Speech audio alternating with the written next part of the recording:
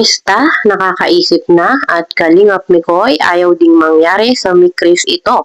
Ang buong detalye, sabay-sabay po nating alamin at pag-usapan ngayong araw. Pero bago po ang lahat, isang mapagpalang araw at gabi sa inyong lahat. Mega love shoutout sa lahat ng ating listeners, viewers, and subscribers saan mang sulok ng mundo, Mapalundon, Visayas at Mindanao. Lalong-lalo na po sa ating mga kababayang OFW. Kamusta po kayo mga kalingap? Mabuhay po kayo hanggat gusto nyo. At kung bago ka pa lang sa aking munting YouTube channel, huwag ka nang mahiyang mag-subscribe, like, share, and comment.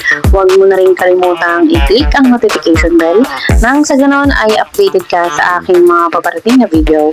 At syempre, patuloy po natin suportahan sina Kalingap Rob at ang ating ama ng Kalingap, ang nag-iisang founder, si Kuya Val Santos Matubang. Kung maaari po ay no skip ads nang sa ganon ay mas marami pa tayong malingap na nangangailangan at konting paunawa po kung maaari ay tapusin nyo muna ang kabuuang video nang sa ganon ay akma ang inyong mga komento. Kami ko, ang galing mo talaga mag-prank. Akala ko totoo na pero alam ko na hindi yan kaya mawala. Oh, syempre, hindi ko kayang gawin kay CJ po yun. Ano ba kayo? Baka mess back si CJ. Nako, diyan tayo kinakabahan. Iba din gumante yun eh. Sa simpleng sandok nga, ginantihan tayo ng tabo, di ba? Pero wag naman sana sa ano. Grabe, magaling si Krista, ang cute. Ang tagal lang suyuan po talaga doon. Ang tagal lang nangyaring suyuan kung alam nyo lang. Di ako nipapansin. Ayun, at talagang grabe yung prank na ginawa ni Kalingap Rob at ni Kalingap Mikoy kay Krista.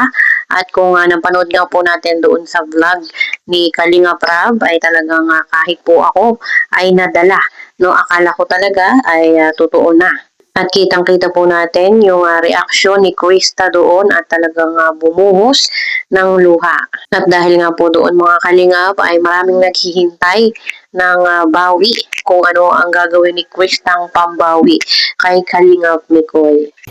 Pero gusto ko talaga may pag-dive sa kama. Tatlo lang talaga kami may alam nun eh. Kalingap Rain, Kalingap Rob ako. At ang iniisip ko, may alam ang iniisip ko may idea si Krista sa gagawin. Ano naramdaman mo, be, if si CJ gumawa na sa'yo ng prank? Malulungkot syempre, ano ba kaya? Natural yung ramdam ko kay CJ yung niya, yung pinapayagan niya ako pero loob-loob niya. Ako yung kausap niya eh. So yung nasa loob niya, hindi niya ayaw niya. Pero yun nga, hindi na nakapagpigil, di ba? Ayaw niya sa umalis siya sa doon sa pwesto namin kasi ayaw niya makita namin naiiyak siya. So tumakbo siya. Buti na lang talaga hindi nilock yung room kasi kung nilock yung room, nako. Mahaba-habang yun, baka abutin ng oras yung vlog namin. Pero in fairness, ang galing ng prank nyo kay CJ, may twist talaga.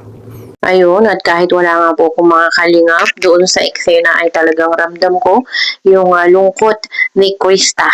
Talagang kitang-kita naman po natin, hindi po halos maipinta yung kanyang mukha. Siyempre, lahat ng nagtatapos ay masakit, Ano pa kaya yung kay Krista na talagang hindi niya ina-expect at mismong anniversary pa niya sa Kalingap magaganap yung prank ni Kalingap Mikoy at talagang sigurado ako na hindi papayag si Krista na walang bawing magaganap. Kilala po natin si CJ pagdating sa mga ganyang pag-aasaran at pagkukulitan ay hindi nagpapatalo kay Kalingap Mikoy. Kaya po ako excited na kung ano ang gagawin at kung ano ang planong pambawi ni Krista kay Mikoy. So alam mo na may pagkamaldita sa si CJ. Naku, malay nyo after ng prank na to. Mabait na si CJ sa akin kasi alam na natin lahat di niya ako kaya mawala. Joke lang. Kitang-kita sa piso mo yung selos na sinabi ni Kira na partner si CJ sa iba. Yo, di ko kaya. Mix manda ka kay honey mo.